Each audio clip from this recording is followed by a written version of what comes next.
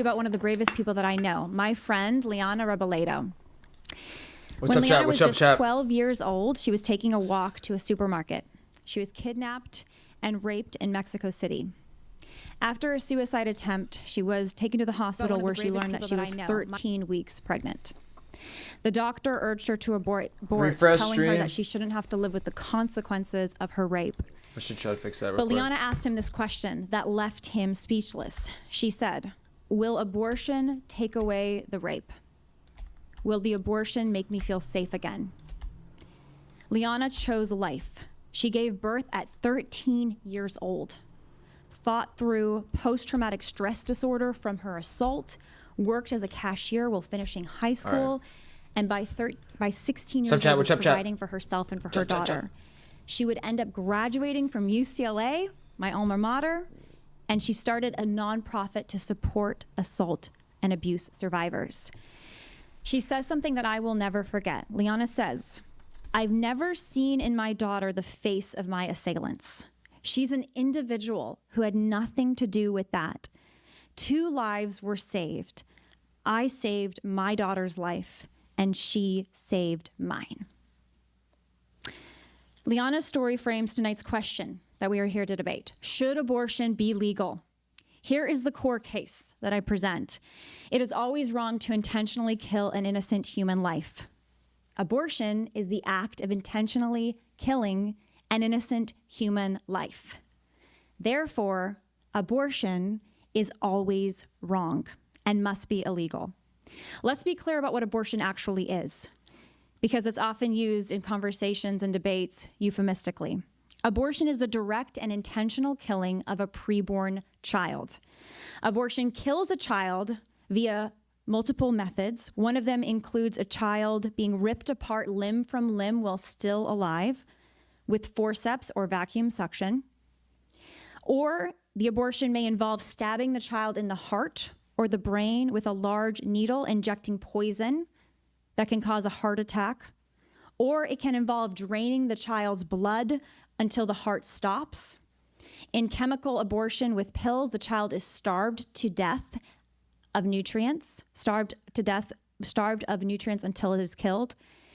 Every day in America, over 2,800 children are being killed by abortion. This is wrong. Just like it should be illegal to kill Debate humans me anything, outside chat. the Come womb, on. it should be illegal Drop a like. to kill 1 like humans equals 1 inside the push-up. womb. Now, here's what might surprise you. Based on previous comments that Destiny has made, including in conversations that he and I have had, Destiny has actually said that he agrees with some of the pro-life argument. How we doing today, Chad? How we doing agrees today, that it is Chad? How we wrong doing to today? kill innocent human persons. He also Peace and blessings disagrees to with when all. life begins, and we'll talk about that in a minute. He argues that human life begins when a preborn child has the capacity for conscious experience, which he says is between 16 Let me know and who 20 you are. weeks. Let's talk. This does create some common ground. First, according to these past debates Destiny has done, we both agree that abortion should be illegal after 20 weeks. Second, we agree that if there's a living human being in the womb, bodily autonomy arguments don't work. Bodily autonomy doesn't give me permission to take another person's body and kill an innocent human life.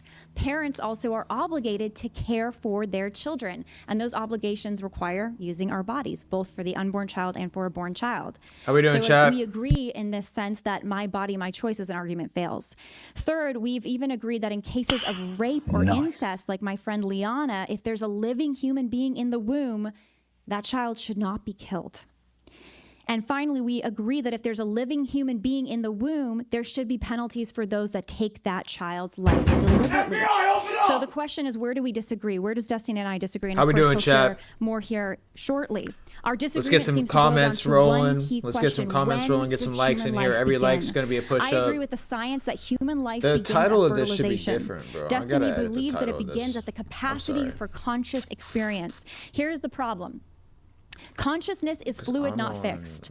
The brain constantly grows and develops throughout pregnancy and our entire lives. Brain development continues until ages 25 up to 30. In fact, many of us in this room, our brains are still developing. We go in and out of consciousness daily. And in the evening, you will go out of conscious this evening. In the womb, brain waves are detectable at just 6 weeks from fertilization. At 9 weeks, the child can suck her thumb, swallow, grasp objects, touch her face, sigh, and stretch. Neuron multiplication is especially rapid around 15 weeks. There we go. In this process of rapid development, where exactly do we draw the line to determine some should be protected and some shouldn't? It's impossible. Many of us have no memory before the ages of 3 or 4.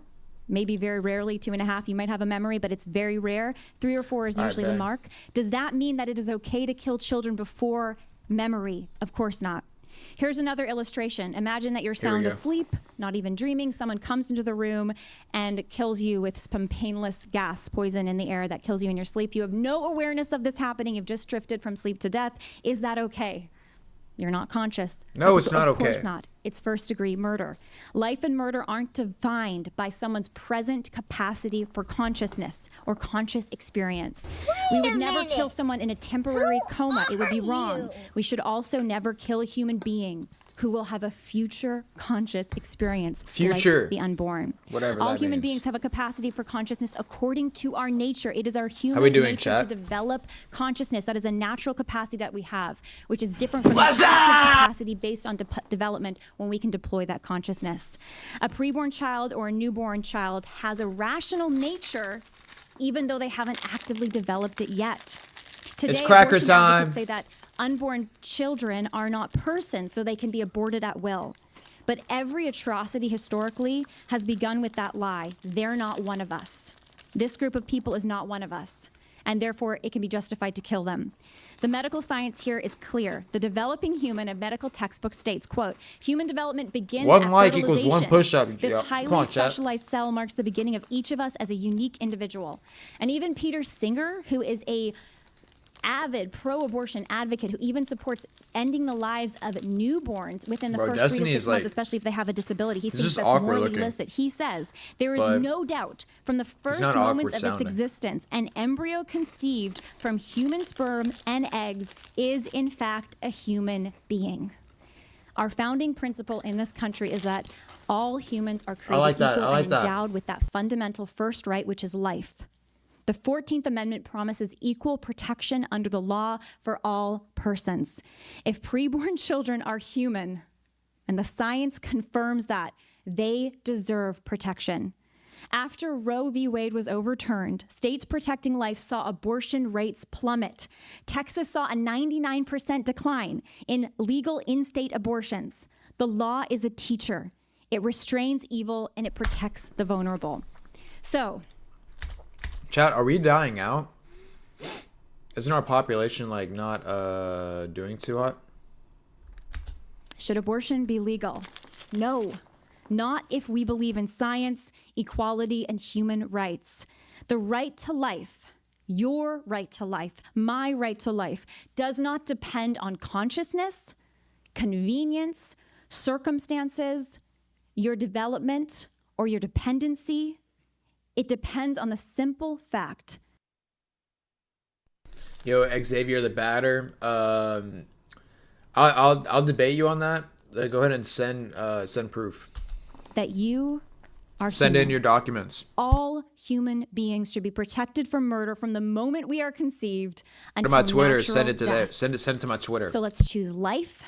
Let's protect the preborn, and let's build a culture where every child is loved, welcomed, and protected.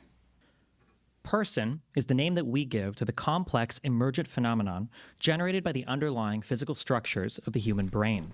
Bro, you just shadow banned me. Is to strain one's imagination and force one to adopt a position that is both unreasonable and unintuitive. At times, it's possible to over-intellectualize things to the point of absurdity, like a painter taking a step back to look at his entire canvas, or a composer putting down his pen to play and listen to what he's crafted so far. It's good to occasionally take a step back and explore intuitions to ensure they haven't strayed too far from what is reasonable and what is real. If we have a clear and unambiguous ending for a thing, such as a person's every life, like is a then push-up. why not investigate that ending? Let's go, chat. Let's go. Hints as to how it begins. Every single like is a push-up, and you can debate anything with me. I'll debate any topic with anybody. Person, but just a human body. Is it after? In order to learn something or teach something. Let's go. Decomposes? Is it when their heart stops beating? Is it when they lose a limb? Of course, we all know the answer to this question. It's when their brain loses the ability to host the mind. We could consider, is it truly the brain that's so special? But of course it is. There could be no other answer. If I replaced your arm with a bionic prosthetic, are you still a person? What about both arms? What about your heart? Or how about your eyes and ears? If you awoke in a mad scientist laboratory and he was going to separate your head from your body, but he only had the technology to keep one of these two things alive, would you choose your body or your head? Anyone who's played Wolfenstein 2 will know the answer to that question. Since my return to Louisville, I've how been do I incredibly impressed with get how that off my connected thing? Bellarmine is to the business community. Off my Okay, screen. getting rid of the rest of my video game jokes in here. All right, okay. No, it's all good, it's all good. Really, though, deep down, we all know the answer to that question. Placing a person's head or brain would not only fundamentally alter who they are, destroying it would change the very nature of what they are and turn them into something that's not quite a human person. Even without mad scientist hypotheticals, we can look to the real world and see what neurodegenerative diseases do to a person and how those people around that person respond. What is more devastating than to lose a person we love to the horrors of mind diseases like dementia? How many times have you heard a complaint from someone that a parent or grandparent truly died long ago and yet their body still remains? It's plainly obvious that a sufficiently developed brain hosts a uniquely human mind, and this is the thing that makes us who we are and grants us the same personhood that we recognize in others. It is the thing we cherish most and is the thing we try to protect when we speak of morality and law. In this debate, Lila's going to bounce between a lot of different words in order to try and force your intuitions to stray from where they would be otherwise. She'll casually swap words like child and fetus and embryo and human and person in order to confuse and obscure, but make no mistake, this confusion is not by accident, it's by design. I'm gonna make some fucking tuna She'll try to fish. say that an embryo is not simply an embryo, but a human embryo, as though the answer to the beginning of life was always hidden in a Merriam-Webster dictionary waiting for someone to read it. I have a feeling that if the answer were that simple, we probably would have solved this debate a long time ago. I will remind the audience as well that the potential of a thing is not the thing itself. The human embryo, were it to have some features that were worth moral protection, would be worth protecting in the present all on its own. Instead, constant allusions will be made to the future of the embryo. If anything, I treat this as an immediate concession that the embryo is indeed without moral value, which is why Lila will need so desperately to invoke the future of the thing to salvage any moral value from it at all. Lila will argue that a person begins at the instantaneous moment of conception as though conception were a single moment in time. What is she even defining conception as? Is it the moment the egg recognizes I'm gonna the go make sperm some tuna to permit fish. I'll entry? be right back. Is it when the egg no longer permits the entry of any other sperm? Is it when membrane fusion has fully finished? Is it when the first set of chromosomes have made copies of themselves, or is it after they've divided into pairs?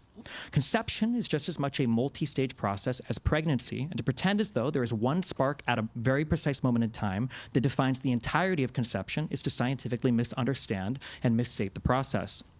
Lila will argue that unique DNA is what makes us human, but for some reason this doesn't apply to hair or skin or any other cells in the human body. She will say that a zygote with its own DNA can go on to develop to become its own human, but what of identical twins that split from the same zygote to become two? Does Lila consider identical twins two halves of the same soul or mind? Are they each their own person? Did the death of one person give way to two? Lila will make arguments relating to law, but why? It was only a few years ago that abortions were more widely permitted in the United States, and certainly Lila was no fan of those laws back then. I've heard her make references, and she just did earlier, to the 14th Amendment and the guarantee of equal protections, but why does she only consider those protections with regards to the rights of the fetus while completely ignoring the rights of the pregnant woman? And all of this while ignoring the first three words of the 14th Amendment she cites, which are, all persons born. Think about the kind of world that Lila's positions would commit us to. We would need identities, legal documentations, and protections for every single newly conceived zygote. Due to the high rate of natural miscarriage, every single conception would need to be registered at a local government office for tracking. If a zygote is not eventually delivered as a human baby, a criminal investigation should be required to determine the cause of death. Why wouldn't it be, unless we're admitting that a zygote is worth less than a baby outside the womb? The CDC estimates that about 1 million miscarriages a year occur in the United States. All right, To get chat. Child Protective Services, we'd need a whole fetal protective services just made to a keep better track decision of than the massive that. loss of life already occurring, according to Lila's Thanksgiving framework. food. Also, consider that Lila is demanding that we place a higher burden on a raped child than we would on an adult attempting murder. Even in the case of attempted murder, we would never demand the assailant donate their organs from their own body to the victim in order to sustain the victim's life.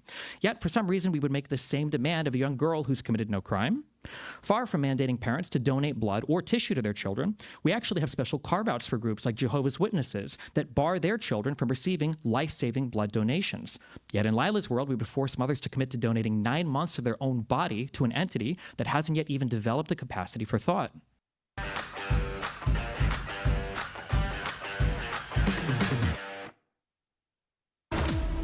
They have no idea who they're dealing with. In Scooby-Doo, how is it that a gang of meddling The reason why a lot of people that support abortion support it so strongly is because they wish they were aborted.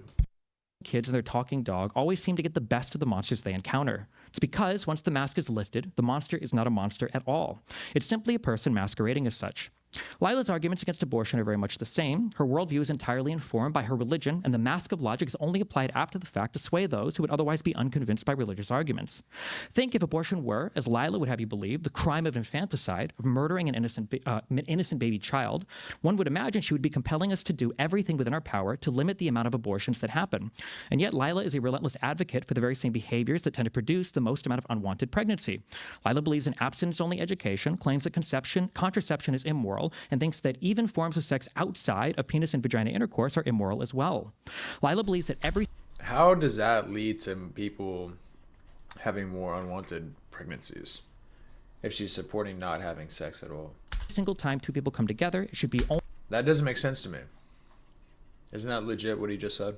only with procreation in mind, as sex was only designed by God for a husband and a wife to conceive. There is no way to collectively rationalize all of these positions unless one accepts that her positions on these matters are simply entirely informed by her religion. Every position related to sex, contraception, children, and yes, abortion are ultimately grounded in her religious beliefs. Her secular argument for a pro-life position is nothing more than... Thank you for your opening remarks, Destiny. That's the time. Thank you for your comments and remarks, Destiny. So first of all, Destiny's entire case, I want to respond to some of the things he said and debunk them, but first of all, his entire case rests on this idea that it's okay to exclude an entire group of human beings from legal protection, that meaning it should be a free-for-all to end their lives, and we should permit the ending of their lives based on what standard? And he sort of referenced a standard of consciousness because he made some comment about how at the end of life we should be able to identify what is different, what makes a person's life end, and therefore at the beginning of the life we should look to that same standard for the beginning of the life. Which never backing up that statement. I want to present as an example the case of Jax. Jax is a young boy who died at age 5. He was born with severe anencephaly, so he was not able to have most of the conscious experience that any other person in this room may enjoy. And Jax was missing pretty much all of his brain. He had his brain stem still intact. By Destiny's argument, Jax would be less of a person, less status of a person because he is missing most of his brain. Your brain does not make you a human. Your body parts do not make you a human. It is your composite that makes you a human, and Jax, just like every other human life, should be protected.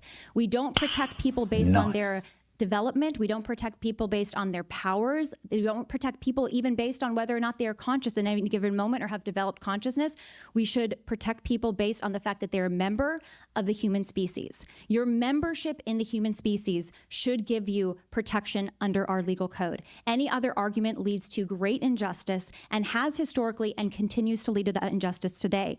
Now, Destiny made a number of remarks here arguing against my position, saying, first of all, that our position of making children in the womb legally protected would somehow mean that we would need to create legal identities for every unborn child. It's not workable, therefore, he was arguing, which is completely false, because you don't need to create legal documentation for unborn children. We've had abortion banned before, and we didn't need to do that, and we can have abortion ban now, as we have in many states, and we don't need to do that. So that was an argument that I believe is false. He also said that because miscarriage rates are so high, therefore, that would mean that we cannot investigate every single death, and therefore, we should just allow abortions to happen, I suppose is the argument there. Again, false.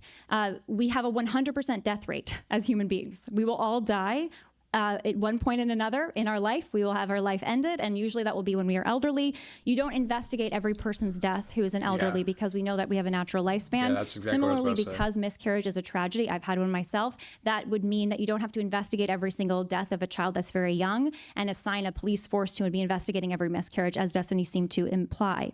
Also, Destiny said that mothers are somehow forced to donate 9 months of their life, and this is somehow wrong. In past debates, Destiny has made the argument that it actually is licit for parents, and parents should have obligations, and that if they're past this arbitrary line of 20 weeks, then therefore they have the obligation then to care for that child, even if there's a difficult pregnancy or if there was rape or something like this. I'm curious if that is still Destiny's case or if he has changed his mind. But the bottom line is that there is something called parenthood that we've all enjoyed, or some sort of legal guardianship that we've all enjoyed. All of us were ushered in through safely, shepherded safely through pregnancy until birth, and we were all dependent at one point in our life. This is the natural state of the human person to begin their life dependent, and often we will end our lives dependent. It is essential for a just and functioning society to protect those that are dependent members of our human family. And that is why parents not just have rights, but they have responsibilities to care for their children, and that right begins, and that responsibility begins in the womb. Destiny also says that my position is completely based on religion. You heard my opening remarks. That is not correct. I can absolutely make a pro-life argument from religion, multiple different world religions actually, but my position was argued from a foundational principle that our country was founded on, which is that we have a right to life and we should be given equal protection under the law based on the 14th Amendment. And finally, Destiny made a comment about contraception, saying that Lila only wants to allow. The abortion talk is so long and old and boring and like, it's serious, but it's just so extended. It could be broken down simple. I don't know. For sex that is only used for procreation and nothing else, which is a misrepresentation of my position. The reality is 9 out of every 10 people who have abortions are unmarried. Abortions is largely an unmarried people issue in our country because of premarital sex and the sexual revolution. People don't take responsibility anymore for the consequences of sex, which can naturally result in pregnancy. We have seen it now as our right to have sexual pleasure without commitment or responsibility or the lives that may come into existence. And the reality is, every single human life that comes into existence has a right to live. And that is why one of the many reasons why there should be sexual ethics. I think within a marriage, of course, sex is for two things. It's for procreation, and it also is for unity and pleasure between the spouses. Apologies so it was for a the misrepresentation interruption, of but the we've reached position. the end of your allotted time. Thank you. So you're sticking with the Are they bangs, letting huh? her talk more? I think they're letting her talk more. So than one of the Destiny. statements that Lila makes is that I'm claiming that it's okay to exclude entire groups of human beings.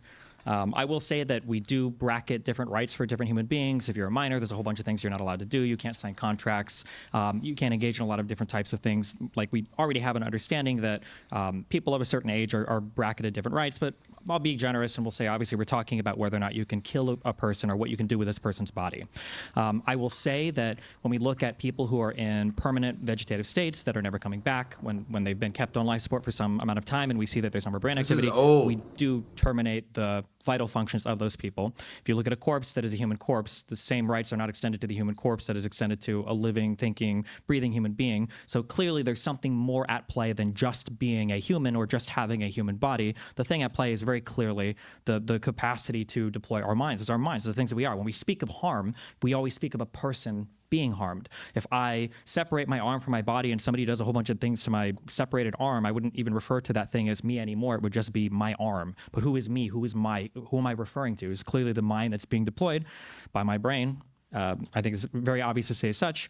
When we look at things like this common argument that gets brought up is that, like, well, what about if a person is sleeping? What about if a person is, they get knocked out on playing kickball too much or something? And the idea that these people have somehow temporarily lost their humanity, in my view, there's a person to speak of there when we talk about who might be unconscious. I can't speak of a person when I talk about. Chad, which one we fuck with more? Boiled custard or eggnog? Boiled custard or eggnog? I'm gonna go ahead and throw a poll in the chat. I'll throw a poll in the chat. I'll see y'all what y'all want. Not conscious. It doesn't even have the capacity to become conscious. If a friend were to take me to a McDonald's and we were to go outside and it was just a bunch of construction materials and he said, oh, sorry, it's McDonald's, but it's not going to be here for 9 months, I would say, this is not a McDonald's, bro. It's not even here yet. If a friend were to take me to a McDonald's just closed 30 minutes ago and he said, hey, this is McDonald's, I promise, but it closed 30 minutes ago, I can see that it's there. It's just not currently performing the function that I would hope from a McDonald's because it's currently closed. The same way that a sleeping person is not the same as a person who isn't even born or created yet. It's just a sleeping person who can redeploy that conscious experience at any point in time and who has a meaningful experience that we can speak about that would have asserted some preference while it was existing as a thinking mind, which a fetus has never done. They are currently doing about, that. like, That's we the don't point. investigate every single time a person dies. You kind of do. If an old I hate when he's like, oh, this person, his brain's not working, and it won't ever work again. That's not the same as a fetus. His fetus's brain is currently working and growing and going to work better and more with the higher potential. person dies in a hospital or the causes are known and observed, then obviously, you fill out the death certificate and you're done with it. But there are investigations into old persons' homes all the time when old people are dying for reasons that people don't think they should be. Generally, child death is something that we're not normally expecting to happen, and I don't think that we would be okay with a 1 or 2 year old suddenly dying in a home without some kind of investigation, maybe not criminal, but at least some kind of preliminary investigation to make sure that nothing bad happened. Sometimes this argument about abortion and rape comes up when it has to do with underage people or really any person. And I hear this weird argument floated that the reason why you shouldn't have an abortion if you've been raped is because an abortion won't heal the first rape. I truly don't understand this argument. When I go to the doctor to heal a wound, I'm not looking for them to get rid of the pain of the initial wound. I'm hoping that I don't have to endure additional infection or other complications related to said wound. If a person is raped and as a result of that rape, they are now pregnant, when you're having an abortion, you're not looking to undo the conception. You're looking to undo the following 7, 8, 9 months of having to carry a child that you never even wanted in your body in the first place. I notice there's a lot of moral loading when it comes to abortion. We can talk about the forceps and the vacuums and everything else, but every time I hear this, it just feels like we're trying to move away from the actuality of what it is we're talking about, which is whether or not there's a person that exists whatsoever inside of the however many cells the zygote has divided into before it actually has developed the underlying brain parts needed to even deploy the minds that we consider worth defending as people. I thought the stat of the 99% decline in legal abortions in Texas was a good one, considering if you make something illegal, of course, there's going to be a massive decline in all legal abortions, given that they're not legal any longer. And I'm also quite familiar with the case of Jax. I believe Jackson, I think Huell or Buell or whatever was the last name. Unfortunately, sometimes there are things that go horrifically wrong when things are gestating in the womb.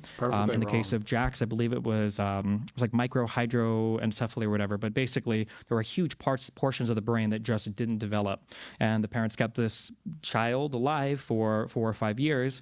And it's tragic, but if you look at the child, if you watch the child during any of the speeches or any of the interactions, the child is clearly not conscious, not aware of the environment, not aware of anything that's going on around it. He responds to no stimulus. He is not capable of interacting with the parents in any meaningful way. And you can see this in any video that you watch of the child. And I think it's a bit sad sometimes that parents are kind of kept on this delusional string, hoping that something's going to change because they've been told something by somebody, when in reality, those brain parts will never grow and that child will never have an experience that is anything like ours. You claim to be able to argue this topic from a rational, secular perspective. So then I would ask you, like I ask myself with any position that I hold, what would it take to change your mind on this topic?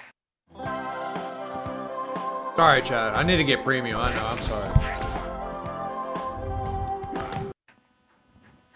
It would take drop a like, drop a subscribe. An innocent human life. Debate me. What would it take to? Impossible because that's what it's designed to do.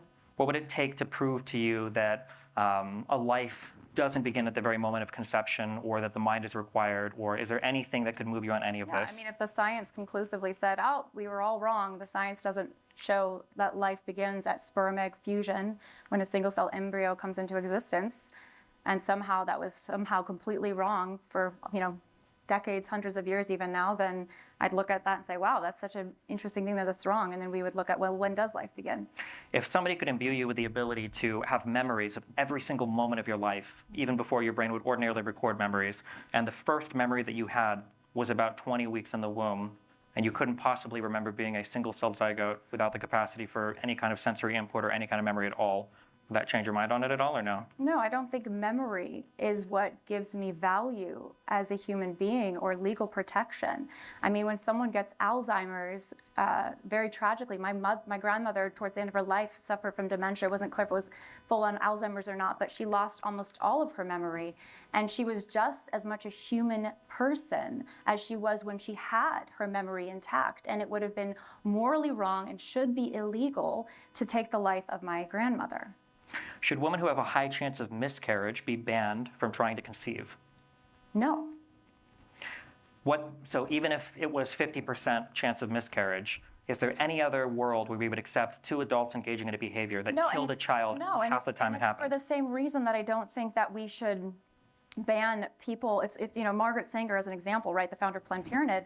Her argument was that we should not permit those that were less fit to breed, to have children. And she actually wanted a 2-child policy. She wanted to sterilize. She actually proposed, and she actually was successful in having forced sterilizations of those that she saw as mentally unfit.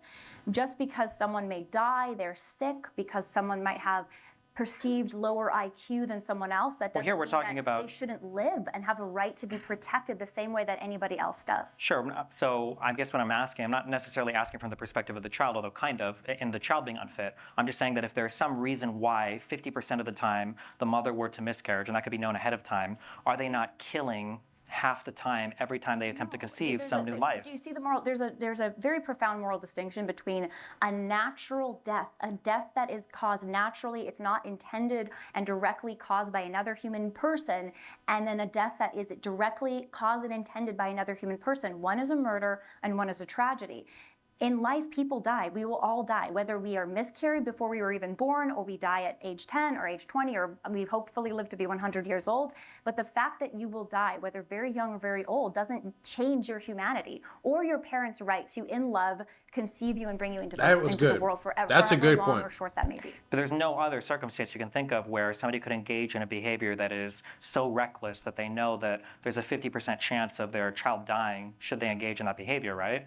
Well, you could say that you could use that line of argumentation, Destiny, to say that people that have severe genetic health issues, or they're a carrier for a severe disability that's life-limiting or threatening, right? They shouldn't be allowed to have children because, and this was the argument of Margaret Sanger, right? You know, a eugenicist, that if you are a carrier for some genetic abnormality that could lead to the death of a future child, you know, short-lived life, or they have a severe disability, somehow they should not be able to conceive and procreate. And I would say, no, every life has value and should have legal protection regardless of how long they live, how developed they are or not developed, or how dependent they are or not dependent. Do you think that for people that have miscarriages, do you think that there should be some kind of an investigation to make sure that that miscarriage wasn't induced? No, I don't. Did you know that arch and angle blinds can raise and lower with the touch of a button? From trapezoids to triangles? I don't. Then what would prevent any other person from trying to induce a miscarriage, maybe excessive drinking or whatever else, physical trauma? Unfortunately, the law is a teacher. The law absolutely has an impact on lessening crime, but it doesn't eliminate crime altogether. I mean, no, but we would still pass laws to try to curb crime, right? Of course, yeah. So would you ever think of like... But we enforce within reason. For example, in this country, we do not have cameras in every home. It's not like the government is surveilling every home to determine whether or not child abuse or neglect or other illegal acts are taking place. And there's a reason for that. It's not because we don't care about children and we don't want them to be abused or neglected, but it's because that would be an encroachment on the rights of the family to their privacy. So that is true, but we would absolutely investigate the death of a 1-year-old in a household. We wouldn't just leave that to say, oh, it must have been. Yes, because it's unusual for a 1-year-old to die. Unfortunately, because I apologize for the interruption. It is not unusual for a child to die in the first trimester. So we both talked about baby Jax. Do you think that because, and you said he doesn't have consciousness, you haven't went as far to indicate that in your speech, do you think that because baby Jax is missing most of his brain and doesn't have consciousness, in your view, he should not have a right to live? A right now, if the parents want to have that child and have that experience. Does he have a right? If the parents wanted to execute him, do they have the right to do that? Yeah, I think they could have terminated that pregnancy at any point in time, yes. But as a 1-year-old or a 2-year-old, does baby Jax have the right to live, or can he be executed? I think you can make the argument that if already committed to having it, they can't change their mind.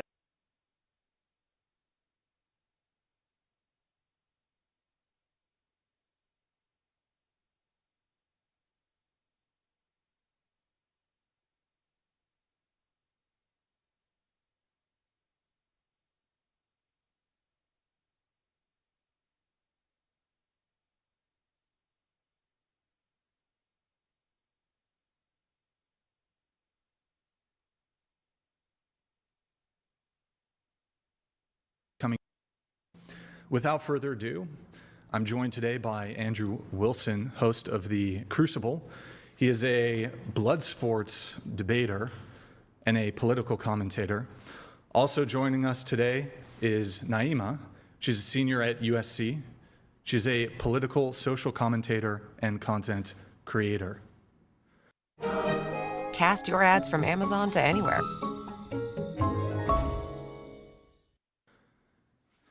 The topic today is feminism. Andrew chewed her up and spit her out last time.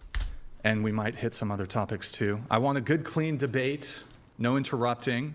I will issue a verbal warning, followed by a yellow card, which you cede conversational priority for 1 minute or until your opponent yields, followed by a red card, which results in ceding conversational priority for 2 minutes or until the offending party yields their time. There will be no opening statements, straight into open convo. Let's get on. Yeah, I mean, we were just discussing. I think it's funny. Me and Andrew were actually supposed to do a Jubilee surrounded debate for our kind of part 2 of this conversation, but what ended up happening. Now, I don't work for Jubilee. I'm not going to speak for their administration, but I think the general consensus. Do you know what the theme of the video was supposed to be? Feminism. No, so the people who were surrounded, it was supposed to be like Jubilee All-Stars. So it was like surrounded Jubilee All-Stars. And so, of course, we all know each other because it's all the people who've been in Jubilee videos before. And I think the general consensus was that we wanted to debate someone bigger, to be honest with you.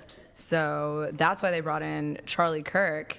And he actually was assassinated I want to say a week before we were supposed to do that debate. So I don't know. It got completely canceled. They rescheduled it, and now we don't know who it's going to be. Damn. Yeah, I know. It was pretty intense. It was weird. The debate was actually scheduled for the day of his memorial. So you guys all said no to me? Come on now, chat. I don't think it was no. Sounds like you were saying no. Yeah, I mean, it was kind of no. Yeah. Okay. I mean, not a lot of people really know about the Crucible. I mean, a lot more people. Not your Crucible. A lot more people know. Well, yeah, actually, tell me the names of the people, and let's see if they do know about the Crucible. Who are the names of the Jubilee All-Stars? I mean, I'm not speaking on behalf of anyone else. I know, but what are the names of the Jubilee All-Stars who would have been there?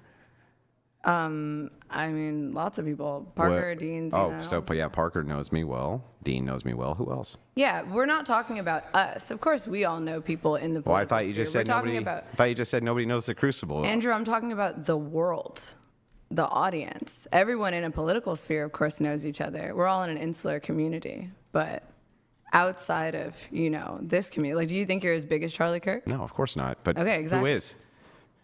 Candace Owens, Ben Shapiro. I mean, Candace Owens Dr. wasn't Carlson. bigger. No, I don't think any of them were bigger than Charlie Kirk. Nick Crowder. Nick Crowder? Well, I mean, they're all bigger than you. Who the hell is Nick Crowder? Isn't he that guy who does the podcast where he's all mean?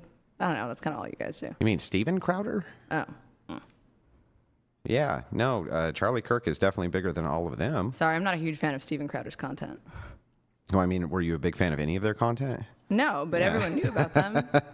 Yeah, so I understand. No, I get it. I mean, I know, Andrew. It sucks to hear that. But they had reached out to me, not me to them. So yeah, but, I mean, it's I guess kind of a two-sided thing. I guess I don't know. I've debated most of those people in the political circles on places like Pierce Morgan. I've never seen you there. Well, that was kind of part of it. Yeah, I actually got invited to Pierce Morgan. I didn't do it because they asked me 20 minutes before I was supposed to go on. How come? Well, now we're speaking about this. How come you canceled on Tim Pool? Oh, I canceled on Tim Pool because I got a brand deal that was paying me more and I didn't have to leave my house. Actually, I can talk about the Tim Pool thing. Yeah, because that got a little he said weird. that you agreed to come on and then canceled. Okay, so it's very interesting that you say that. When I met with Tim Pool's team, they were not willing to pay me to travel across the country to debate. Well, they were going to take care of your flight and hotel. That's not paying me, though. That's paying for my flight. They would have had to do that for anyone. Yeah. And they also they didn't know who I was supposed to debate yet. So I told them, I will agree to do a debate so long as I know who I'm debating and I accept the terms of that debate. Has Jubilee paid you? Yeah, of course they pay me. Everybody pays me. What do they pay you? That's not your business. Well, they pay you $25 for gas, right? No, they pay me more than that. To show up for the Surrounded? Of course. Well, that's interesting because they don't pay any of the conservatives who show up for the Surroundeds. Well, that's a shame. They should advocate for themselves. Just so you guys know, now we know this, that they pay the conservatives $25 to show up, but they actually pay the progressives I don't money. think they pay all the progressives. Just I'm not you? every single yeah. Oh. I make them pretty good content. Yeah. I mean, you don't think it's fair for people to get paid for good work? I mean, I guess that's successful fine. work. I just think it's funny. It's interesting that the conservatives who are in the Surrounded. When I first tend started not to doing get the paid. Jubilee videos, I didn't get paid. And then the more and more successful I was on their platform, the more they offered me. That's Gotcha. generally how it works. It's almost like a promotion. I understand. That's I how get it. most jobs work. I get it. Okay, cool. Yeah. So leftists like Parker and Dean, and you guys refuse to debate with me. Because you're not big enough, Andrew. Yeah. You don't have a fan base. You're bigger There's no I'm bigger than purpose. all of you. No, you're not. Way bigger than all of you. We can go follower for follower. How many Go followers ahead. do you have on Instagram right now? Instagram's not a fight. You could take your top off and get 800,000 followers But on I Instagram. didn't take my top off, and I got 150,000. And so what? That's nothing. How many do you have then? I have over 250K just on YouTube with How an many do you have average on live Instagram? audience of 7,000 to 9,000. What about look you? at how badly you have to prove your worth right when now. you go live, Look at how fragile you are. Just because I told you nobody wanted to debate you. When you go live, how many live viewers do you get? I don't go live. You don't go live. No. If you did go live, how many do you think you'd get? I don't know. I don't go live. Oh, interesting. All right. Well, I do a lot better than Dean and Parker when I go live on YouTube, and they do. So I think that's debatable. I'd say It's Dean and not Parker have a debatable. significantly bigger following across platforms. Adam I- Mockler, all of these people are bigger than you. I don't think so. Andrew, look at how badly you have to defend your self-worth. This is so sad. You're the one who attacked it. I'm not attacking it. I'm telling you what happened. I'm giving you Nobody wanted to debate you because if it's an all-star Jubilee episode, we want an all-star Because you adversary. guys were all cowards. I mean, listen to this. If You guys were just all cowards. We're not cowards. Andrew, if I was a Dean and coward- Parker, tell me why Dean and Parker won't actually agree. I've said I'd give them $20,000 to show up and do a debate live so they can't get fed answers from their little teams. Andrew, if I was refuse. a coward, I wouldn't be debating you right now. refuse. The point was, it was an all-stars debate, and you are not an all-star adversary. Gotcha, you're right. I mean, I am. You didn't get picked. But you're here. Yeah, so of course anyway, I'm here. I I'm don't ready. give a fuck. I'm ready when you are, All-Star. Okie dokie. So go ahead with your criticisms of my worldview. You're not a Jubilee all-star. Are we starting with democracy or no? Whatever you want to start with. Okay, Andrew. Let's. Why don't we start with, unless you want to get into the criticisms of his specific positions? I would rather go through all of our positions Okay. and then do criticisms of And them. then, Andrew, before we get into the prompts, as I understood it, you wanted to respond to some of Naima's specific criticisms that you saw online, or Yeah, you but we wanna can do that as we go do through. it as we go. Okay. Criticism The of you first- that I saw online. Sure. I didn't post anything about you online. Oh yeah, you did. I made a have clips. TikTok. I have clips. A singular TikTok. I know, but you lied a lot in it. I lied in it. Andrew, it's all based on a debate we did together. I know. We were both here. Which is why I have all the counter clips for it. Andrew, I literally posted a video of you not being able to open a pickle jar. What's your counter for that? I did open the pickle jar. You didn't open an olive jar. So not a pickle jar then? Did you open the olive jar? No. No. But and why the did whole you say? point was that you are supposed to be But stronger why than did me you as a say man. that wasn't any point that was ever made? You lied. Is that not the point of force doctrine? No. No.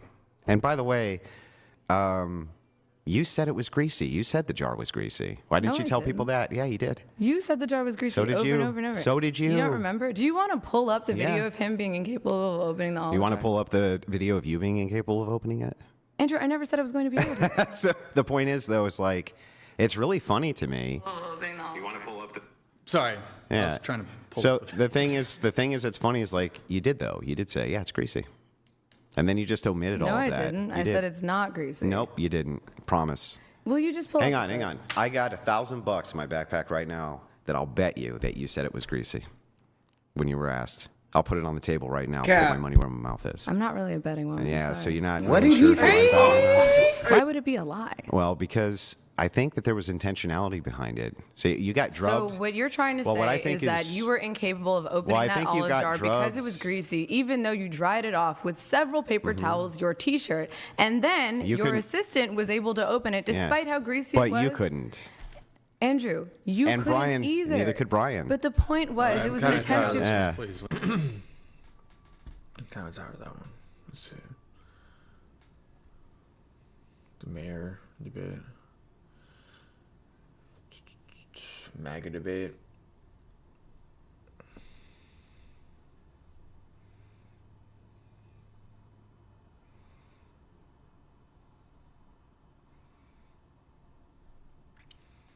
We could go watch that.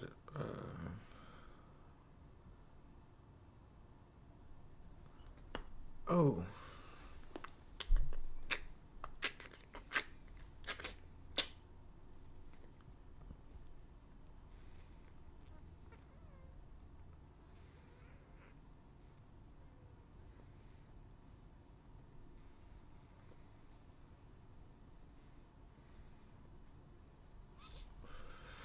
None of these really. I like the Nick Fuentes debates and shit. I want to see something like that.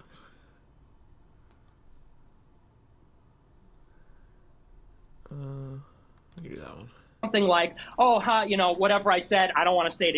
Didn't Tucker get fired for having an opinion that went outside of the narrative of Fox News? No, Tucker got fired because he almost cost Fox News $1 billion for lying on air. It's funny that you defend the fact that he had an original opinion. What you're actually defending is misinformation and lies, which is supposed to be something you guys are against, I thought. Which opinion was this? That's not what I heard. Tell me, please educate me, Destiny. The Fox News, the Dominion lawsuit. There were texts that were leaked from him where he admitted that he was lying on air about claims that Sidney Powell had made to him, and he was tired of lying to his audience about things about the Dominion voting machines being rigged.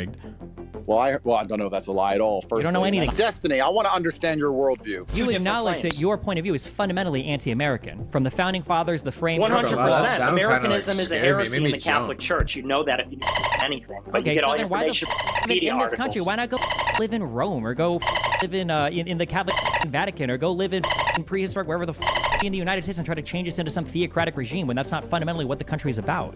Make the Muslims in the call answer. Suleiman, Sneeko, and Myron. Nick said he would never allow any Muslim in this country to hold public office. You're chill with that? This guy's screaming. But Destiny, I was going back and forth with Nick and Andrew on this. Is that where do you draw the line? Free for all. Who decides where that line is, Destiny? Good to have you. And I'm sure there's a lot of voices on stage that some you agree with, some you strongly disagree with. But where would you say that line should be drawn?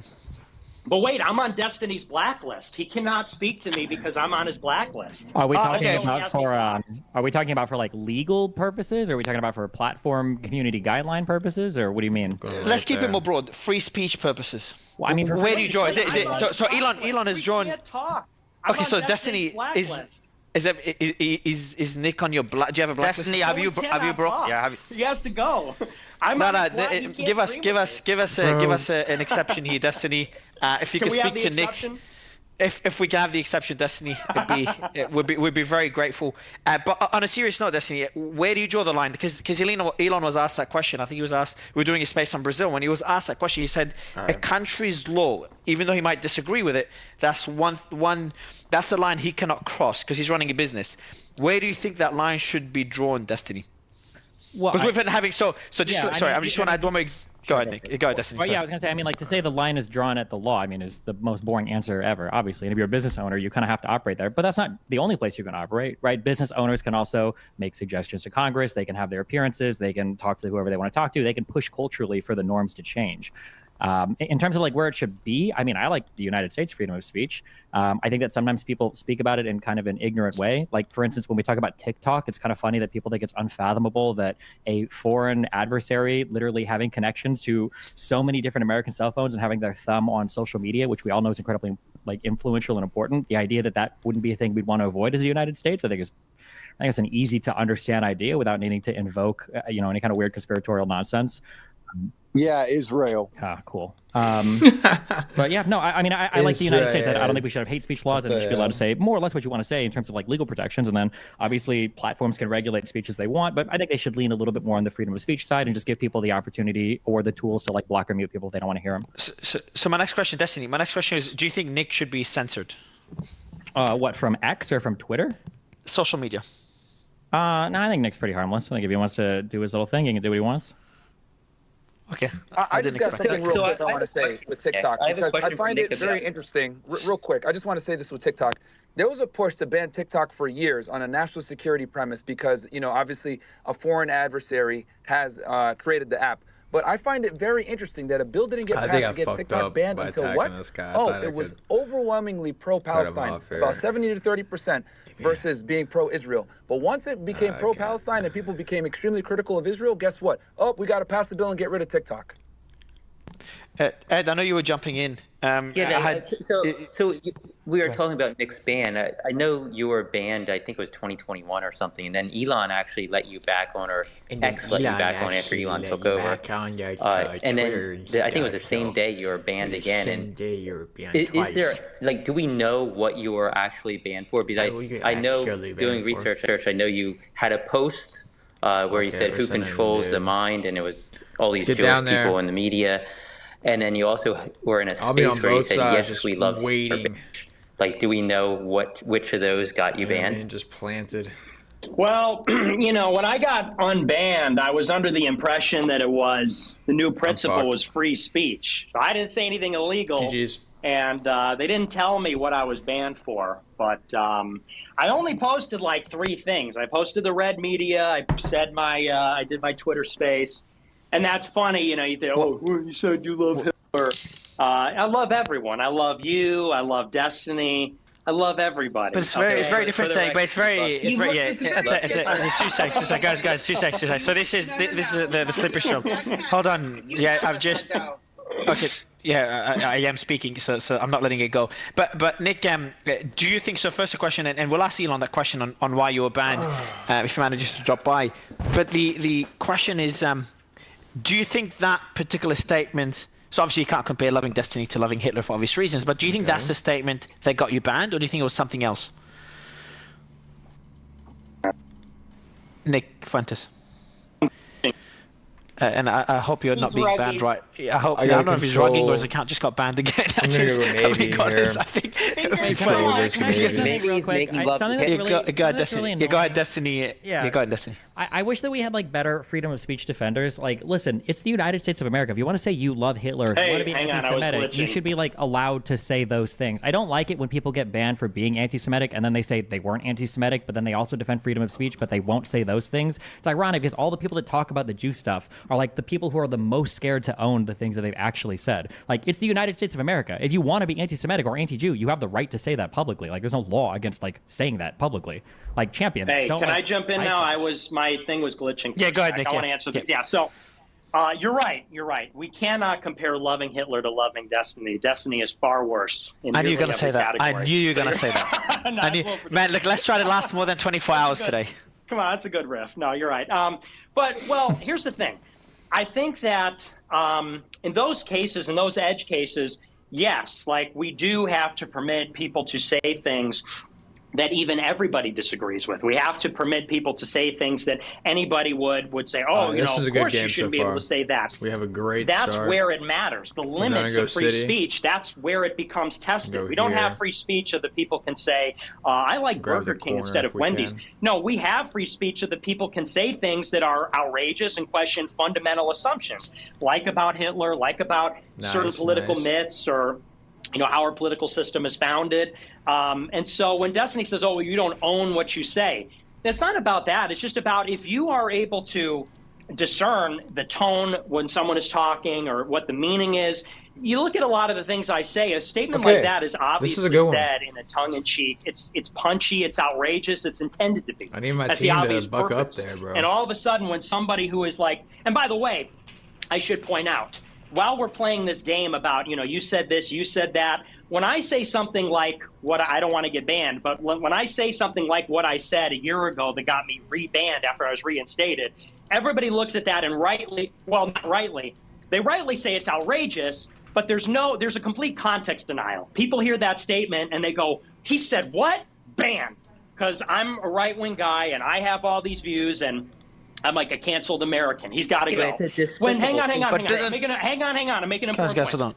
When Destiny says, I think that the Palestinians should be genocided, ha ha ha, nobody looks at that and says, he should be canceled. What an outrageous thing to say. Some people do, but he's on YouTube. He hangs out with Shapiro, Jordan Peterson. When I say something because I'm right-wing and it's outrageous, there's no charity. People pretend like they don't know what humor is. People pretend they don't know what rhetoric is.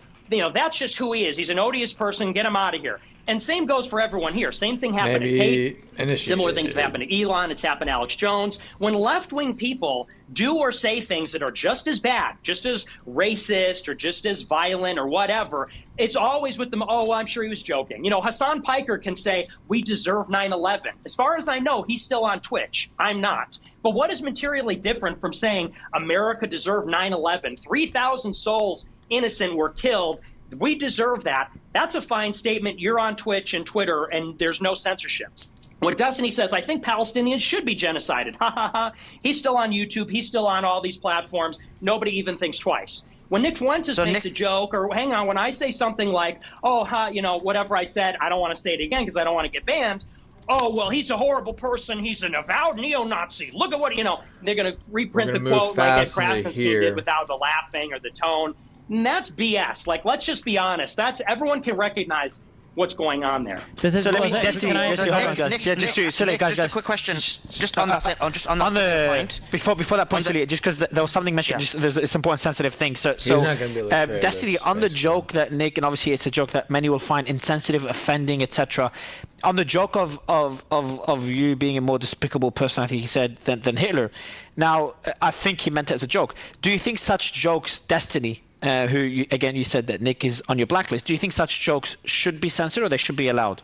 What's your position on that, Destiny? If you're talking legally, I think you should be allowed to joke about whatever you want to joke about. But again, like the problem again is like the advocates for freedom of speech are so like boring and dishonest. Like Fuentes is not banned for telling jokes. Fuentes is banned because he jokes about things he actually believes, right? The difference between like me and Fuentes is if you ask me, Destiny, do you think all the Palestinians should be genocided? I mean, if you listen to the rest of that clip, I go, man, it's like a really situation. I don't know how it's going to end. It seems like there's no way out. Like that's my answer. If you ask Nick, do you really think that like Jews run 70% of the world and the white race is being bred out of existence by mass immigration that's facilitated by secret Jewish financiers who also control all of our foreign policy and make us allegiant to Israel, and they've done this for thousands of years, and that's why they're kicked out of every single. He'd be like, well, yeah, and also 6 million cookies, right? Like the difference is Nick isn't joking. No, but Destiny, again, like just own it. Destiny, quick question. No, but Destiny, like, do you not agree that a person can ask a question, so they could believe in a certain ideological position, and then ask a question that people would find harmful, or find it emotionally hurting? As an example, you said you're anti-Islam or you're Islamophobic, and then you make jokes about it. So you can clearly have a position and yet make jokes about it, right? Well, yeah, no. But if you were to ask me, Destiny, why do you make jokes against Islam? I wouldn't be a pussy and say, oh, bro, I'm just joking. I would say, because I don't like Islam. I really don't. I hate the religion. Like, I would be honest about it. I'm not going to say to him, like, oh, yeah, those are just jokes. So let me ask Nick. And this is the thing. So why is and this is the real question people are asking, like, why is Destiny able to make those comments and someone like Nick gets banned? So Nick, same question to you. Your position in terms of whether you believe that certain people run the world or whatever it is, I mean, have you hid from that position? Like, that's his argument. Absolutely not. No, but here's the difference. People are not saying, oh, you believe that Jews have disproportionate influence in media. I don't think anyone would even disagree with that. I don't even think Jews would disagree with that. Also, it's an empirical question. So people, if they're interested, can go and look it up. It's actually not a completely subjective question. It's actually quite objective. But that's not what people accuse me of. And that's like a very slippery way to frame it. When Destiny says they should be genocided, so of course I don't believe they should be genocided. Okay, fair enough. People watch my speech from a year ago or 2 years ago, and they say, oh, he wants to kill all people that aren't like him. In the same speech, I say, we love everyone. We love even our enemies. We need to pray for them. We need mercy and compassion towards them. We don't need cruelty. I think even in that same speech, not even about Jewish people or Israel, in that same speech, I said, when I look at homosexuals and transsexuals, I don't like all the cruelty visited upon them. We need to pray for them. We need to bring them into the church, blah, blah, blah. So it's like the same speech where people say, oh, Nick said he wants to kill everyone and all of his opponents. I'm literally as Destiny said with his comments about genociding Palestinians, blah, blah, blah, context, so it's like it's completely misrepresented. The difference is the ADL and the SPLC aren't clipping Destiny's joke and throwing it on social media every time he makes a post. The difference is when an article is written about Destiny, there isn't a preamble that says Destiny, a live streamer who said Palestinians should be genocided, but they do that for me. Every unfortunate thing, joke, exaggeration, whatever, whatever you want to call it, always with the most uncharitable interpretation. That is on my Wikipedia. That is the preamble of every article written about me. And I'm not going to hide behind my real views. Okay. Are you saying that all of that was taken out of context? Saying that we're going to kill everybody or whatever? Yeah, it absolutely is taken out of context. I mean, we have to give me a specific example. How many Jews do you think died in the Holocaust? Well, there's a specific question. How many Jews died in the Holocaust? So Nick, just a quick question, right? When you've explained the disparity in terms of the rules, like basically Destiny can attack Islam, Muslims, and he's got no problems, and you have been banned. Now, the question becomes, when you know that that's the level of Sophia that we live in, that there is this disparity, do you then, like, now you made a joke, didn't you, right? And it was clearly a joke, but now that could be snipped and that could maybe be used to get you banned or whatever it may be. So does that make you become, a bit does that make you become, well, obviously it hasn't, but should it then make you become a lot more careful in even the jokes you make? No, absolutely not. Because what I have learned, because I've been doing this for a little while now, longer than many people, what I've learned is it doesn't matter actually what you say or how carefully you say it. Keith Woods is on here. He just jumped on the space. This is a guy who, I mean, me and my followers, it's like an inside joke that his streams are they don't have any rhetoric. They don't have there's no jokes. It's very dry. It's all philosophy. This guy is like the most controlled, disciplined, and by controlled, I mean he has self-control, not like controlled op. I mean, he's self-controlled, restrained, disciplined. And even when he got popular last year for the ban, he started the Ban the ADL campaign, hashtag, they dug up like a tweet from 2 years prior where he said something like, sarcastically, oh, I guess I'm a raging anti-Semite because blah, blah, blah. The ADL cut that, and now every time there's an article about Keith Woods, it says, self-avowed raging anti-Semite. One tweet from years ago said in an obviously, I mean, Keith knows the details, so he can reproduce the tweet, but it was so obviously, he wasn't saying, hey, it was obviously rhetorical, it was obviously sarcastic, so it doesn't matter. All the videos, all these dry videos about Platonism and, video essays and articles about birth rates in a very measured academic way. He said one thing sarcastic one time. They dug in, found it. Some researcher reproduced it. Now he forever will be known as the self-avowed raging anti-Semite. So I've seen many things like that. So the question is, do you self-censor and impose a chilling effect? And, we can't be funny. We can't make jokes. We can't be rhetorical. We have to kind of go through this translator and be, as Tate said at the beginning, you neuter yourself. They want you neutered with the chilling effect from these free speech regulations. Or do you just kind of go out? I feel like I have filled up the room with such a cacophony. Like there's just like this ambient perception of me as this like vaguely horrible person. Now I can say whatever I want. Now I can say whatever. And that was hard to watch. And I think people can recognize if they watch my show. Yeah, go ahead. Sorry, Nick, I'm going to put you on the spot and then get Destiny's thoughts. I'm going to ask you a tough question. Sure. And I'm pretty confident you will not get banned answering that question, but what is the most controversial belief that you currently hold? And the mic is yours. It doesn't matter how controversial it is, because then my next question for Destiny and anyone else would be, should that belief be censored? Should the ability to speak about that belief be censored? Nick, the mic is yours. Okay. Well, I would say the biggest taboo right now is talking about Jewish people, because I talk about race and I talk about gender and a lot of things. And the biggest taboo is, as we all know, talking about Jewish people's influence, and they could be right-wing or left-wing. I think, though, it seems like the influence of Israel is maybe the biggest one, because even conservatives talk about George Soros. So I would say it's Jewish influence. And my answer for that is I think that only Christians should be in power in America. And I don't know the details of how you'd work that out in terms of if you pass a law bro. Come next to me, or bro. there's qualification. But I think that we should have all Christian legislators and Christian presidents and Christian Supreme Court judges. So I would say that's probably my most controversial. I'd say taboo number one. We've discussed this point in previous spaces. I want to ask you, and Keith, I'm going to go to you in a second, but give me one more, Nicholas, and then we'll go Nick, and then we'll go to Destiny afterwards. The second taboo thing, and I've got a quote here about. Let's go. I'm going to read out a quote. Could be out of context. Maybe it could be the second one when you said it could be a joke as well. We need to go back to burning women alive more. Again, if I took it out of context, I do apologize.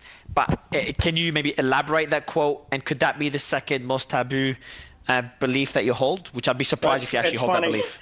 I see your co-host thumbs down that one. I wonder, she didn't like that I said I want to burn women alive. That's obviously a joke. And if you look at the whole context of that clip, I said in a very deadpan way, I'm like, women are casting spells and they're becoming witches. In the Middle Ages, they used to throw them in the river. They used to burn them alive. I'm like, and here they are lying on the stand about, I think in that case it was Johnny Depp. I'm like, they're lying about Johnny Depp casting spells. I'm like, we got to burn these women alive. Obviously a joke. Okay, I'd put that in I'd put that in an extremely bad joke, but yes. Can I ask Nick a question real fast? Your reaction is what makes it funny. All right. I would stand as tribute for you to burn me at the stake, but you'd have to be tied to me. Let me. So what would be funny. Before Ed and Keith, just 2 seconds. So Nick, what would be the second most taboo belief that you hold? And I want Destiny's thoughts on either of these, whether they should be censored. And I'll ask Ed the same question, and then Keith. Probably my other one is that race is real. You know, I'm a race realist. I think that there's genetic differences between the races as opposed to everything being environmental. So, I mean, and those are broad categories of like, you know, talking about Jewish people, talking about biological diversity, human biological diversity. That's what people would say is the dissident right. Those are like the two biggest taboo things they believe. And then so for me, I guess that those would probably be the big two. So, Destiny, these are two beliefs and I'm guessing you disagree with. So should Nick have the right to speak about those two topics on any social media platform, not just X? I mean, personally, I think that if you're large enough of a social media platform and you're hosting political conversations, I think almost any kind of mainstreamish, like if more than 1% of people believe in it, there should probably be conversation happening about it.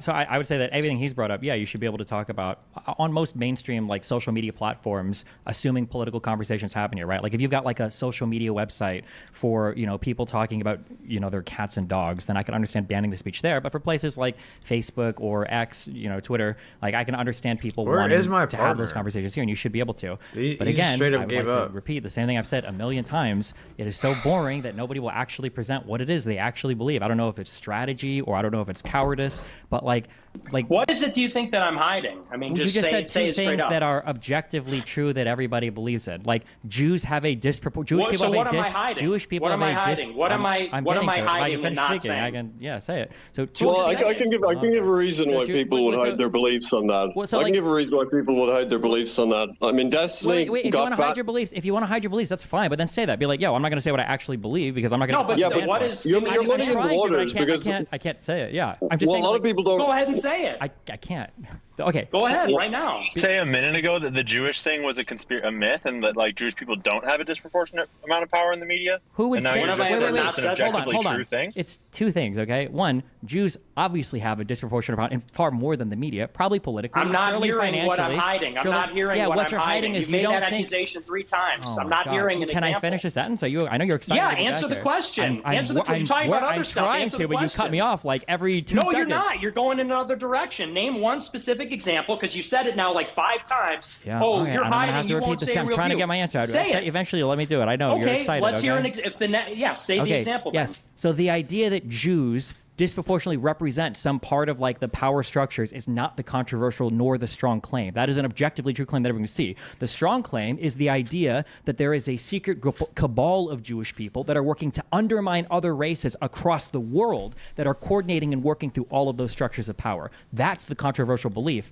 That's the thing that you believe in and you preach. But then you come onto these platforms and you give the weak take of like, don't you think that like most of the peoples in charge are like kind of more Jewish than like they really should be? Or the same thing with like the race and IQ thing. Like everybody who's reasonable to anything should acknowledge that there's going to be genetic differences, probably even genetic differences between groups of people. But that's not your claim. Your claim is black people are dumber due to genetic reasons on whole versus white people. Like that's the strong claim. You make the weak claim that is like everybody believes in it, but then like the strong claim goes unsaid, and that's usually delirium, which you can argue is good or bad. But so at least like own up, like man delirium. Up and own your position. Don't like say the most milquetoast, like obviously true things ever, and leave all the controversy. What up, my boy? Craig's not here. The difference is that when you say these things, you're phrasing them in the liberal perception Craig wants to debate, way. You say, though. well, if you believe in race realism, that means you believe black people are dumb. No, if you believe in human biodiversity, you believe that there are genetic differences between people. IQ is a heritable trait, and blacks have a lower average IQ, on average, than white people. That's also a statistical fact. That's also true in SAT scores. It's also true in IQ tests globally and in America. I've never hid from that. I said that in front of a crowd of black people at Iowa State. I said that in front of Myron. Hang on, and Myron is here. I said that in front of a panel of all black women on Fresh and Fit. That's a because fact. you're just reframing. I'm wild. What about you? You're saying that if someone believes in genetic differences, then that means that you believe white people are dumb. No, and if you say that Jewish people influence society, you believe in a shadowy cabal where they're like evil wizards and blah, blah, blah. So it's like, of course I'm not going to say the caricature and the reframing that you're giving it because you disagree. Have you seen Myron's you just video don't. on You don't like that Acast people find it persuasive. Sing's That's wife? why you put me on a blacklist What? and said It's I will never stream with Nick So Fuentes Destiny's because wife? then when I'm on a big space, then you got to show up to derail and disrupt and say, all the persuasive stuff. Well, he's just lying. There's secret evil views that he has that you just aren't hearing right now. So that's why you're going to break your one rule. You come on the podcast, even though you quote unquote you're obsessed with comic book villains. Because as you said, I do like that movie. Because as you said a couple of years ago, you don't like when people like me talk to a large audience. You're the one that's hiding a political agenda. Me to come here, okay? So I decided to come and hang out. That's real quick. Just Ed and Keith, I want to ask you both the same question. Is like seeing that back and forth between Nick and Destiny. Is there anything in that back and forth that should have been censored? Is there anything that could have, that could be considered hate speech or could have led to violence and should not be allowed on X or any other platform? No, I just drank some boiled custard. Platform itself. If a platform wants it's to censor 50-50 right now, y'all. Delirium likes boiled custard. Incitement of violence. I think they should be able to do that. Even despite, sorry to interrupt you, but despite the amount of influence they have now compared to 10, 20 years ago, like if you give them that right now, they all just meet in one room. They can essentially control speech around the world. Yeah, but I think that's their right as a corporation. Listen to a damn Nick Fuentes debate. What's the platform's primary objective?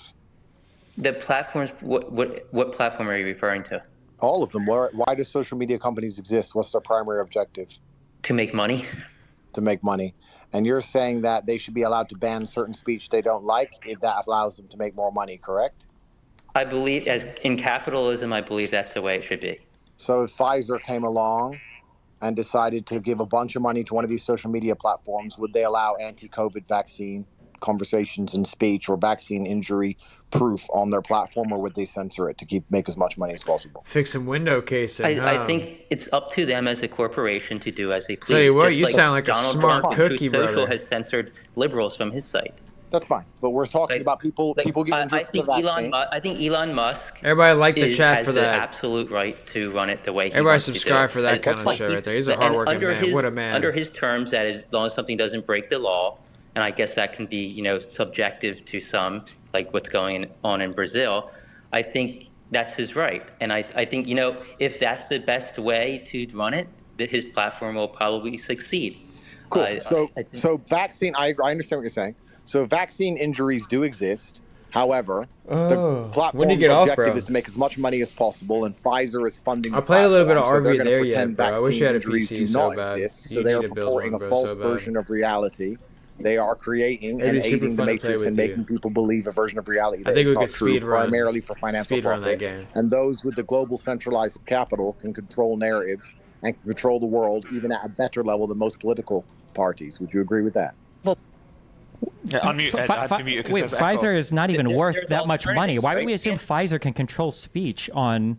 It's an example. Yeah, so you keep blaming it on the advertiser or a company that's paying these companies. It's up to the media company. It's up to their shareholders what's in the best interest of those companies. That's how capitalism works in America. That's what I think most conservatives embrace. They embrace capitalism. Let the companies make up their own mind. If one business idea is not going to work out, if people don't like that, they're going to move to another platform. And we're seeing that with a lot of people who are moving away from Facebook and onto X because they don't like this level of censorship they're getting on other platforms. So they move to X. Just like the media, that you can watch Fox News, you can watch News Nation, you can watch, there's a plethora of different media outlets that you can consume if you don't like what one media outlet's putting out there. It's not the government saying, the media can't talk about the Pfizer vaccine or say that it has side effects.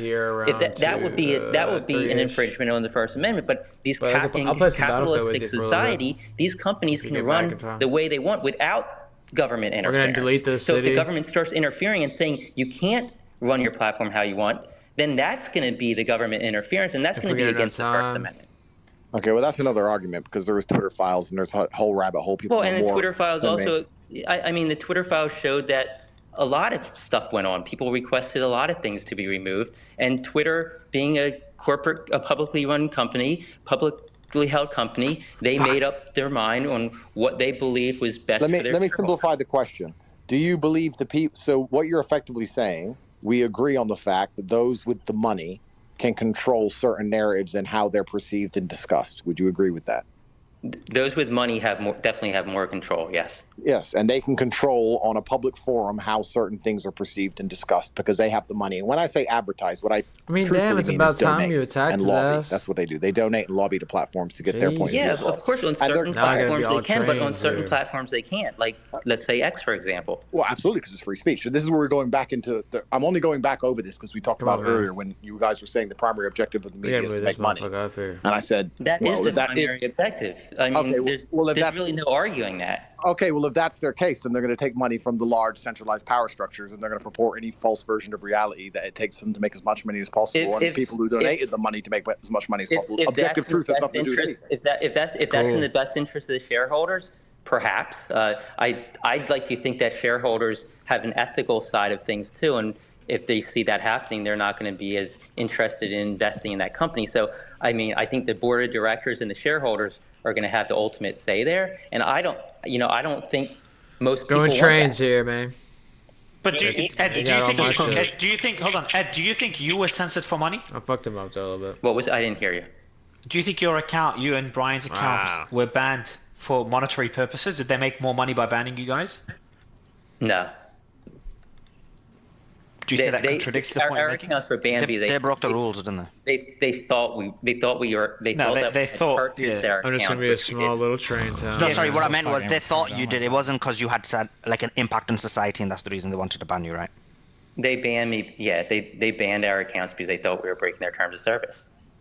But I would add that was a business decision that they thought would help the business. So do you think Andrew?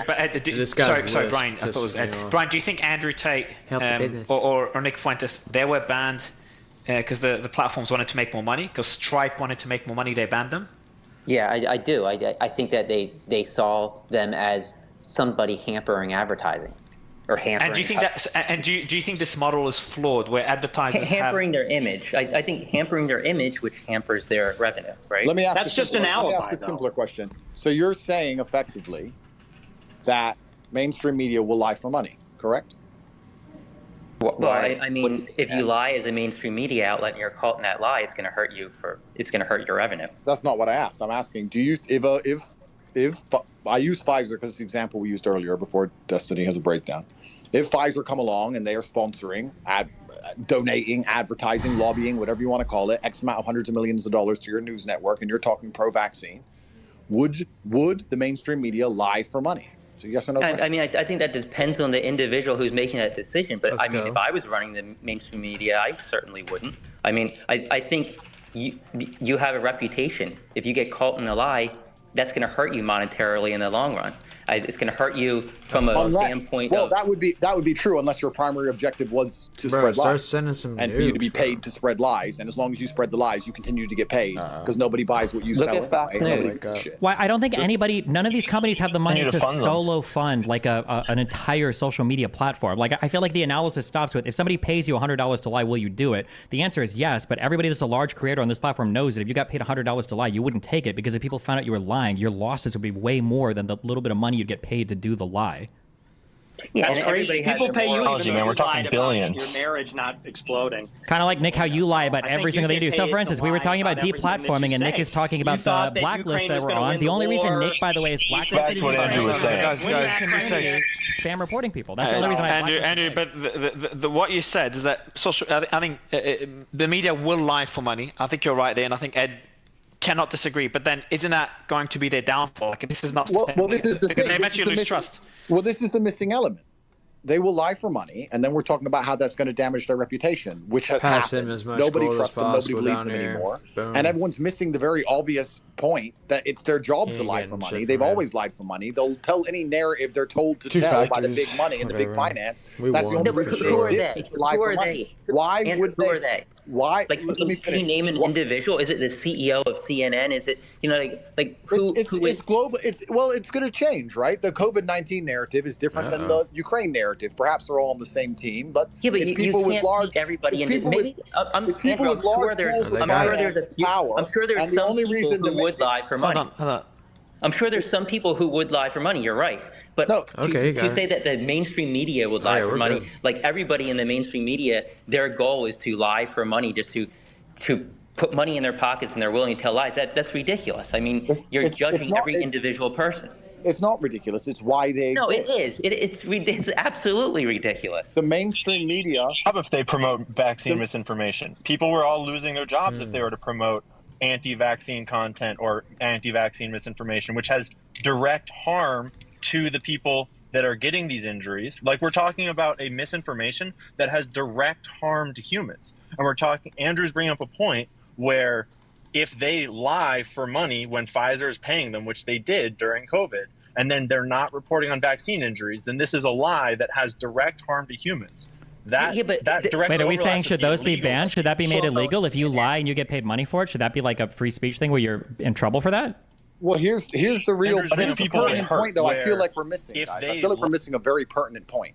The only reason mainstream media exists at all is to lie. I don't know why we're trying to pretend that's not the case.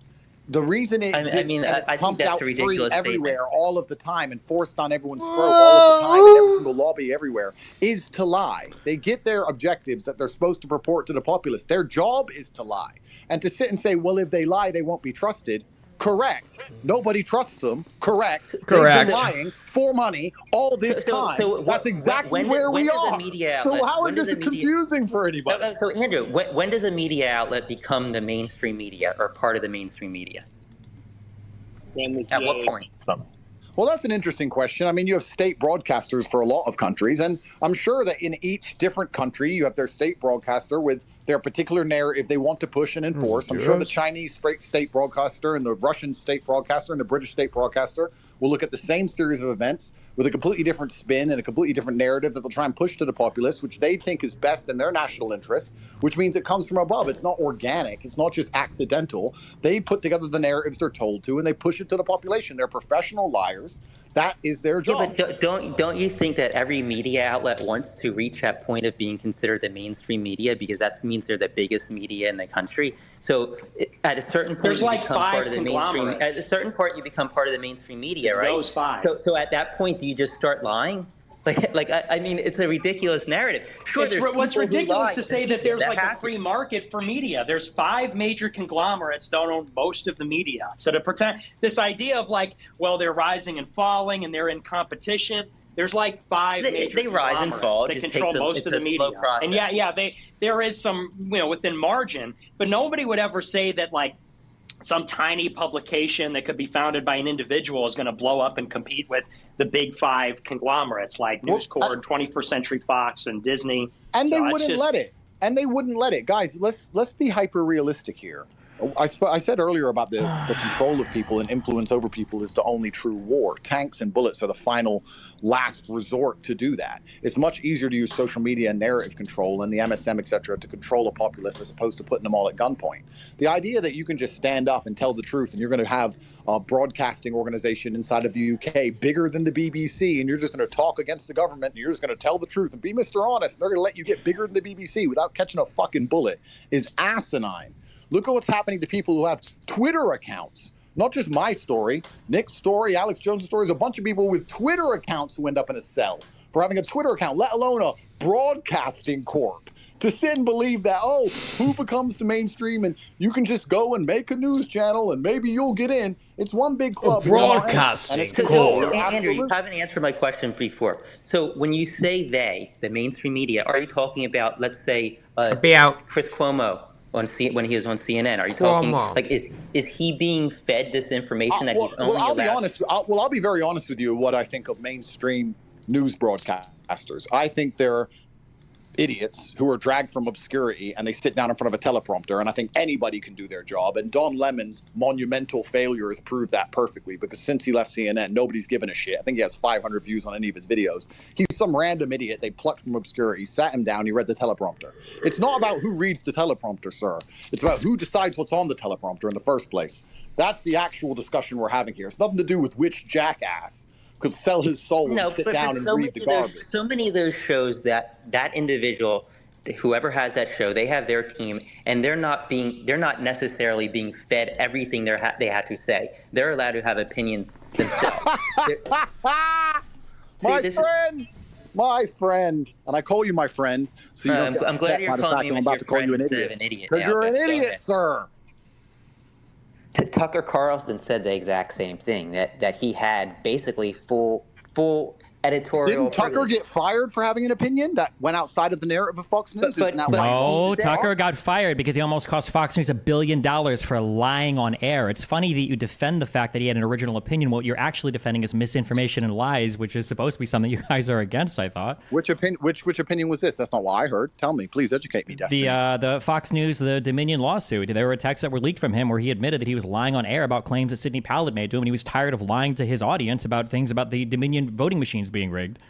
Well, I don't know if that's a lie at all. You don't know anything because you don't read any media. That's why you're out here saying things like they get marching orders from everybody. You don't know how any of these media companies are structured. You don't know where the teams get their information from. People that work in media are the most social media hungry people in the universe. You think that all these people in all these networks across all these countries are getting fed the same marching orders and nobody's leaked anything, nobody's complained about anything, nobody's said anything? And why do we think that mainstream media is any more insulated from these problems than alternative media is? You guys will make fun of the marching orders from mainstream media, but I bet every single alternative media guy in here is anti-vax, thinks COVID came from a bioweapons lab, thinks that Russia has a right to invade Ukraine, thinks that all the charges against Donald Trump are made up, thinks that we shouldn't be supporting Israel. Like, you guys have literally copy-pasted the same opinions between every single one of you, and you guys are talking like an army of NPCs about how the mainstream media gives you fabricated opinions. Like, it doesn't even make sense. Yes, we do all think the truth. That is... Oh, crazy how truth can be a perspective there, huh? But when you all think the same thing, it's not a conspiracy, but when the mainstream media does, it is a conspiracy. Crazy how that works. I just said that different state-sponsored broadcasters would have conflicting points of view. But they don't. Do you watch any media? Have you followed any media? They don't typically have conflicting opinions. When you're reporting on international media, the stories are more or less the same. And a BBC segment, they often directly conflict. No, very rarely. On the facts, no. Maybe if you're watching a pundit or you're reading op-eds, they will. But if you have any amount of media literacy, a really great example that works against your Israel stuff, by the way, was the reporting of that Al-Alassi hospital bombing, where everybody was saying that Israel bombed that parking lot. Every single mainstream media outlet in the world ran with that story for 2 days. I mean, how did that work if Israel controls the media? Or how does that work if they all give conflicting accounts and reports? It's because they don't. It's because everybody relies on, people that are reporting on the ground. It goes through their media teams. They publish what they think is right. Sometimes people fuck up. But there doesn't have to be a top-down conspiracy to explain why. The sure did change the headlines very quickly, Destiny. After more information came out. Yes, sir. That's how it works.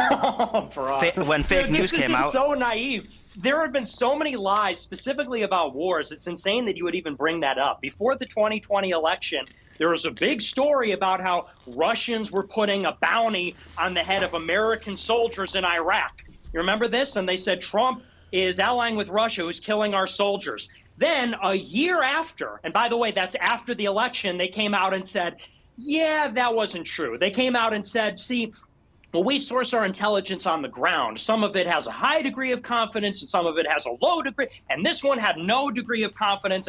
But it took them a year to correct it after it had already served its purpose. Same thing with the Hunter Biden laptop. They totally put the lid on that one because they said, we were told it's Russian disinformation. Turned out to be authentic after the election. Just like the 40 beheaded babies. 40 beheaded babies. 40 babies and their heads are off. I can't believe it. And then they found out in December, after Israel had already invaded, after they blockaded Gaza, after everything, they said, oh, yeah, that was all fabricated. It's a complete lie. Same thing with Ukraine. I remember when we debated, they said Russia blew up a nuclear reactor because they're trying to do another Chernobyl. Turned out that was bullshit. So those are just off the top of my head. 5 examples about 3 different conflicts where, they report it.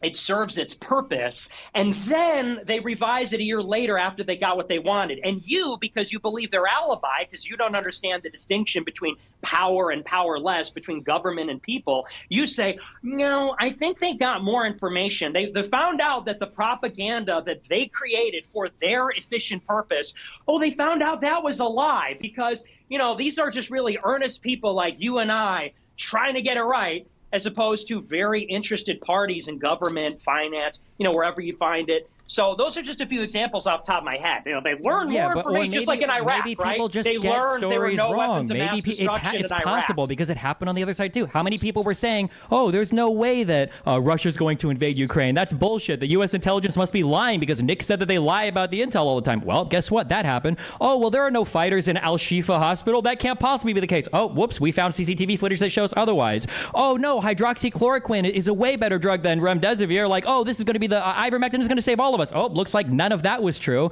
Oh, you know, people get things wrong. Some people lie. Like, you have to be intelligent enough to call out fault. That wasn't even a syllogism, That's dipshit. a false syllogism. No, that Yes, wasn't it is. even a syllogism, dipshit. Listen, people get things wrong sometimes. You have to be more intelligent. You've got to be more sophisticated when you go through media, and you have to understand sometimes people they get shit wrong. Sometimes people do lie, but why the you trust people who in alternative media who are like teams of like 1 to 4 highly ideologically driven people versus entire media conglomerates that are being fact checked or have like, you know, dozens or sometimes hundreds of workers in some of these offices. Like the ability for you to lie about something is going to be way higher. Involvement?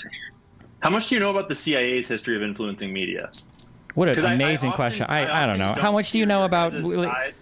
I often don't hear people like you and Ed and Brian digging into the history of the national intelligence state directly influencing media. Because like history is different. Like, if you want to talk about U.S. foreign policy between like the 40s and before the fall of the Soviet Union, that's going to be a different type of foreign policy, a different approach than our foreign policy over the past like 34 years. Also, the ability to sneak or hide different things is going to be different when everybody is carrying around a video camera and a recorder. Like, the ability to do things covertly is a lot easier back in the day when people were typewriting to each other or. I have to go. Hunter I have to go. Biden So I want to was ask. buried. Yeah, do your thing, Andrew. Sorry, brother. I have to go. So I just want to ask a really quick question. Destiny, I want to understand your worldview because you and I have a different worldview, it seems, especially on girlfriends, etc. But we won't go down that path. Do you think it would be prudent and professional for a country to allow its state broadcaster, which speaks to its populace, to report whatever it wanted and whatever it discovered without any kind of moderation or input, even if it was directly adverse to the goals and aims of the national security of said country or the military-industrial complex of that country? Do you think they would allow the state broadcaster to just report whatever it wanted fairly without anyone telling them what to say or any narratives to hold, even if it's directly counter to the interests of very powerful entities within that nation? Do you believe that we operate in a world that fair? Yes, because confidence is a valuable thing. And if your country doesn't trust you, doesn't trust the media, if it doesn't trust the leaders, and if you've got ways to hold them accountable, like via voting, then yeah, if you fuck around with your population and people find out, you're going to be held accountable for it. Arguably, that's why Trump won his election. You know, you can say that like, oh, well, the media lies to everybody and everybody lies to everybody. That might be true. Fine. Then why the fuck should we believe anything any of you guys say, right? At that point, you're in an epistemic, nihilistic black hole of nothingness where you can't believe anybody. Take all that. The fact that you believe a country X, will have military aims, it will have agricultural aims, it will have political ambitions, it will have trade aims, whatever they are, to compete in this globalized market, and they need their population to believe a certain Damn, I probably just ate like a million of them hoes, bro. And they're just going to allow their state broadcaster to broadcast whatever they want, even if it's counter to their own narratives and interests, is so ridiculously naive. I gotta wake That's not what happens. It's not naive. You don't even understand how markets work. You know what naive is thinking that companies with a market cap of $100 billion have more say in our government than like the Daily Mail.